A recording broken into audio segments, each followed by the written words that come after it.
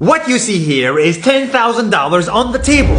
You can take this money as a loan, but I will charge you a little bit of interest rate. Like most people, you take the money and you go buy a nice car. But in 10 years, it's time to pay me back. And because of interest rates, now you owe me $20,000 and not 10. You will say, I don't have money to give you. And if you don't, I take your car and a piece of your house.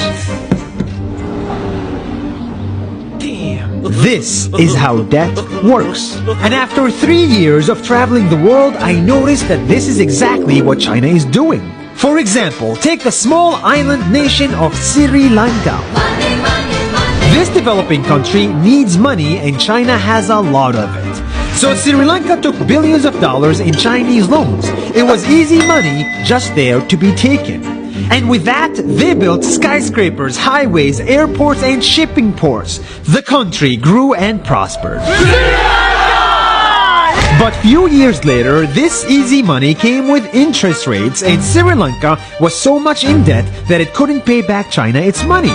And the only way out was to give China control of what they had built. In other words, Sri Lanka lost a piece of its home to China because of debt. This is the Chinese money trap. And it's a real thing I saw all over the world.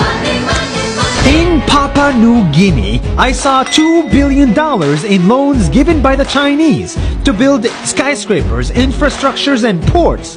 But there is no way this remote developing country can pay it back or its interest rate, and the only way out is to give China control of the country. In the Maldives, Pakistan, Malaysia, Laos, Kazakhstan, Mongolia, Egypt, Kenya, and South Africa, the same thing is happening, and many countries are struggling to pay back Chinese loans. If you look closely, all these infrastructure projects like highways, ports, and bridges connect to China through the sea or through the land to form something far bigger, far more powerful than just a bridge, a new Silk Road. The world is already made by China, and I think slowly it will be owned by China. Don't get me wrong, building bridges, ports, highways, and airports is a great thing for the people and the country, but they come at a very high cost. And when these countries can't pay back the loans, these countries will lose their homes. One thing my parents had taught me is that there's no such thing as a free lunch or a free ride. So if we're not careful with our money or other people's money, then we better start learning Chinese. 下周见。